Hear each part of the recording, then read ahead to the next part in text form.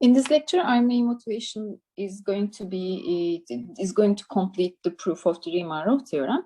And as a first step, last week we mainly focus on the proof of the theorem 1.5.4, which can be considered as a first step of the proof or proving the way of proving Riemann-Roch theorem.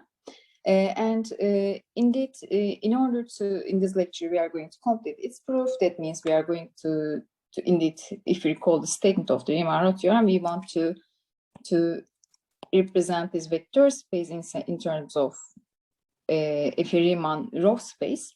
And for this purpose, we are going to need to again define what is called the canonical divisor, and can we write this vector space in terms of the difference of the canonical divisor and any divisor A. So that means in this lecture, first we want to focus on a second interpretation of the index of specialty of any divisor along the way of the proof of Riemann-Roch theorem. And for this purpose, first we define what's called a Weil differential.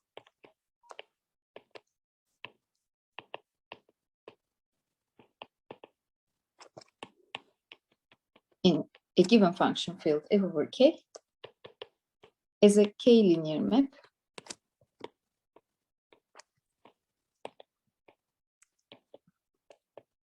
from the space of ADAS to its base field k. So that means if you consider the ADAS space as a vector space over k, so that means these maps are indeed the forms of, they belongs to the dual of yes, the dual of the ADAS space, but with specified property. That means they are vanishing on the ADAS space of some divisor A plus F.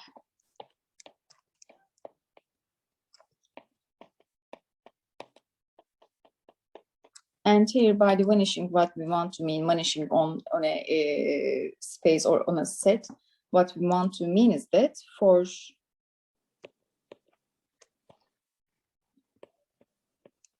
any element in the sum, this Weil differential gets the value of zero of the field k. Or equivalently, we can also view this vanishing, we can also interpret this the meaning of vanishing as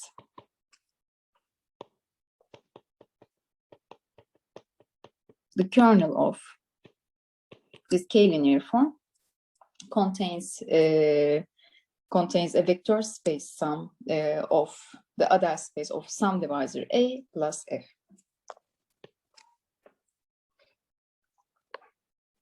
And if we consider all Weil differentials, we will denote it by omega F.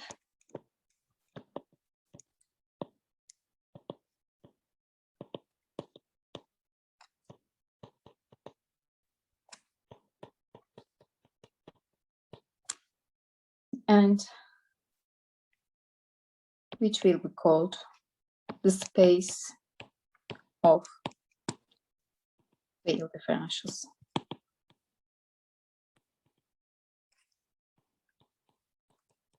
And the reason of calling space, indeed, we are again going to see that this set forms a vector space over K.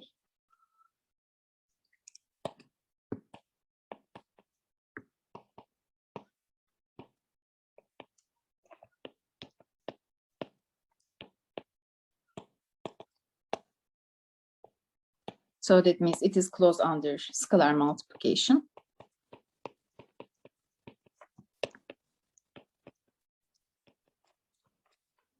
For this purpose, let me consider a constant C and a Weil differential omega.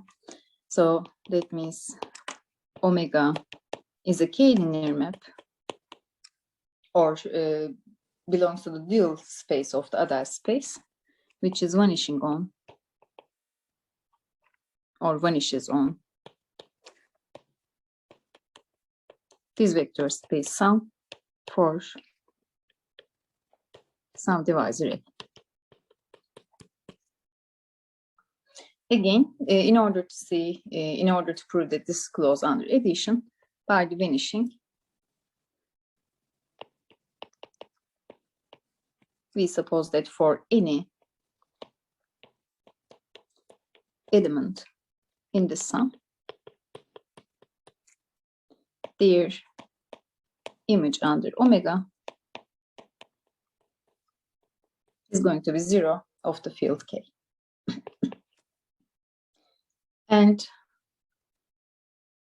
now, if we define scalar multiplication, if we define a scalar multiplication of a Weil differential W as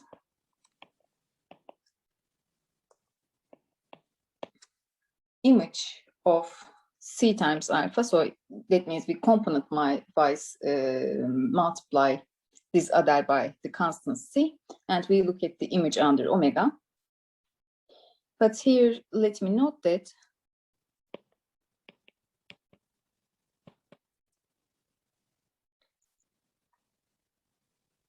so for any alpha plus C, alpha plus X from the other space of A plus F is closed under scalar multiplication because it forms a vector space over K.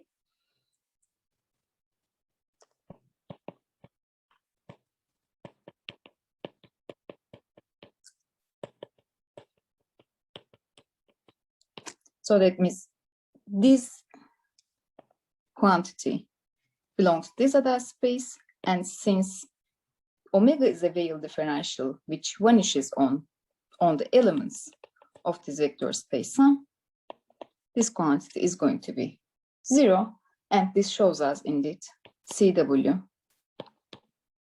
is also Weil differential which is vanishes on the same divisor A. Or, I mean, vanishes on the other space of the same divisor plus F. And indeed, we can also see that if we consider, so I mean, this space of Weil differential is also closed under addition.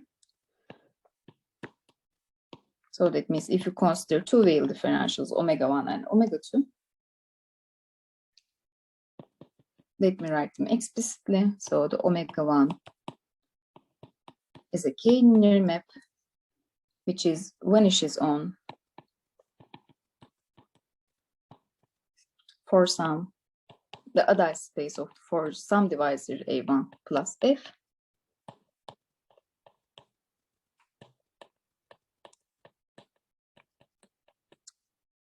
And omega 2 is a k-linear map, which is vanishing on the other space of some divisor A2 plus F.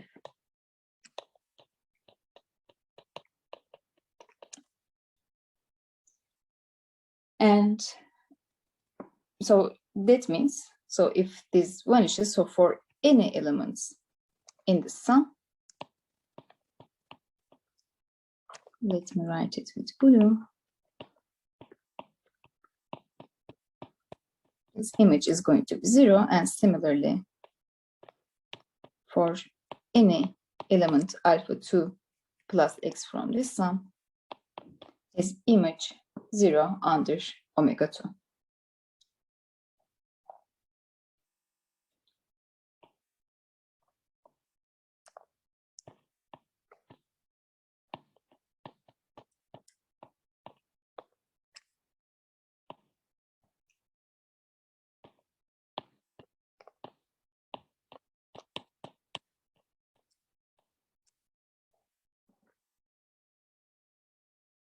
And now we want to see that if we define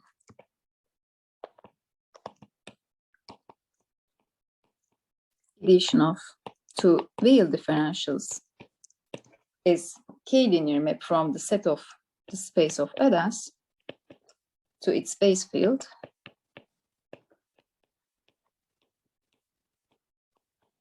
is omega of alpha plus omega 2 of alpha, then we want to see that indeed with respect to this definition, this is also the other space, this is also forms a Weil differential, which is vanishing on A3 with for A3 less than or equal to A1 and less than or equal to A2. And here A1 and A2, recall that denotes the divisors where the Weil differentials omega 1 and omega 2 are vanishing on the other space of these divisors plus F. And indeed, in particular, I mean, if we see the existence of such a divisor, for instance, in particular, is we consider in one of the discussion sessions, if we define A3 as A1 as intersection of A2, which is defined as a divisor who has coefficients at the p components taking the minimum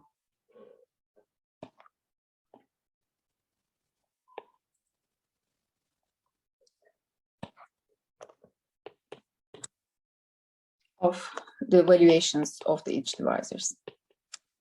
And indeed, we know that A3 can be such a candidate for this divisor. And indeed, in order to see that, for any element alpha 3 plus x from the other space of A3, which is less than or equal to A1 and A2, with respect to partial order on the divisor group,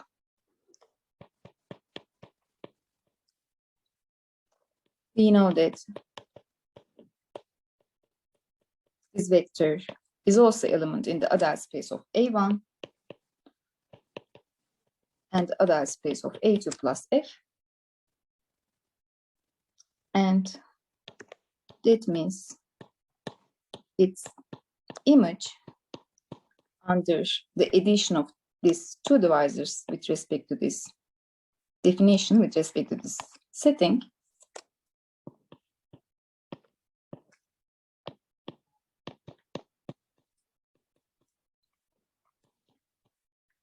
can be computed as 0, because we know that any element in the sum has 0 image under omega 1, because omega 1 is vanishing on this vector space. And similarly, this is going to be 0 because this element, we know that omega 2 is vanishing on this vector space.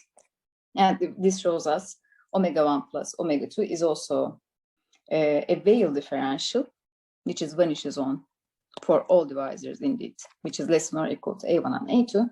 And this shows us the Weil differentials close also under addition.